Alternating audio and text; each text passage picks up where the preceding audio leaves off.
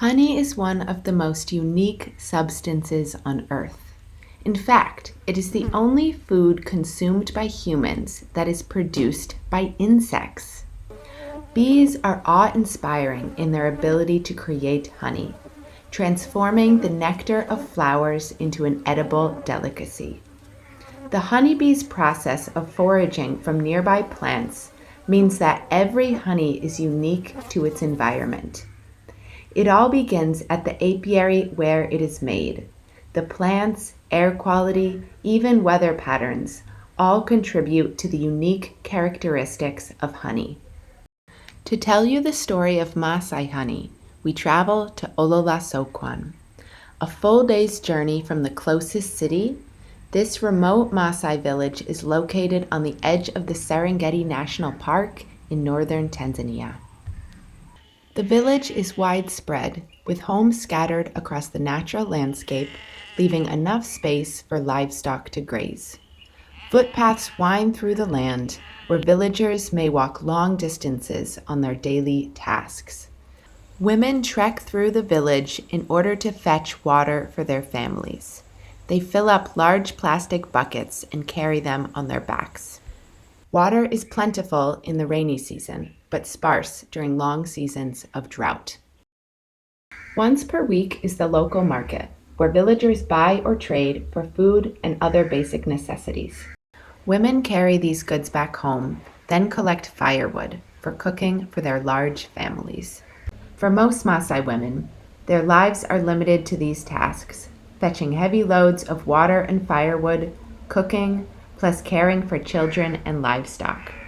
It is the goal of Maasai Honey to provide additional opportunities for these women, empowering them with skills and knowledge in beekeeping. Meet the women of Maasai Honey.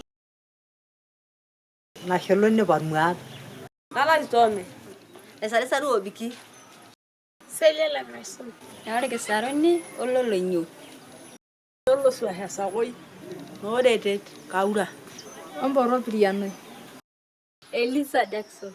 Ore baabau alerutore naasaka benesho kuna galani alo bisho olaku ore baide alo bisho kuna rogu apik anaina napik ena napik enkopiyia aitadokino nyuki.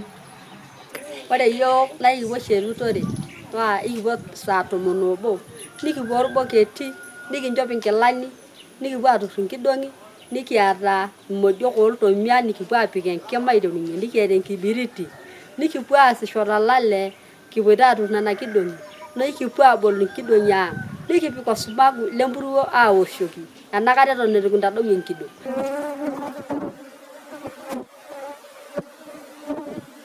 Ore pee kintadou enkidong' nikitayu nikiyau toolukuny nikirragie tenkop nikiponu ake aarut nikintayu enaisho nikipik irboketi. Once inside the bee cage, beekeepers open the hives and inspect the frames. They check for colony health and productivity, looking for pollen storages, honeycomb, brood cells, as well as any unwanted pests or intruders. For example, this frame shows a healthy amount of brood cells as well as pollen storages, meaning the colony has enough food and there's also some baby bees on the way. Beekeepers open the super boxes on top of the hives to check if honeycomb is ready. Only comb that has been sealed over with beeswax is properly ripened and ready to harvest. A bee brush is used to safely remove bees from the comb, then it is transported back to the production room for pressing. Just after harvesting, the honeycomb is transferred into a cotton bag and loaded into a steel press. Beekeepers maneuver a hydraulic jack in order to squeeze the honey through fine fabric. The wax comb remains inside, and what flows out is pure, raw, organic honey. The texture of the honey is influenced by the abundance of acacia flowers.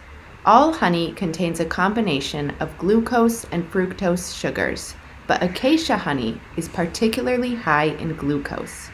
This yields a thick, rich honey that is both sweet and flavorful. But acacia is not just one flavor. There are many different acacia species in the region, boasting long, sharp thorns and fluffy, aromatic flowers.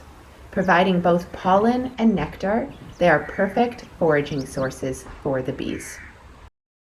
The diverse botany surrounding the remote apiaries yields a honey that is fresh and flavorful, a true product of the natural environment made possible through the local community.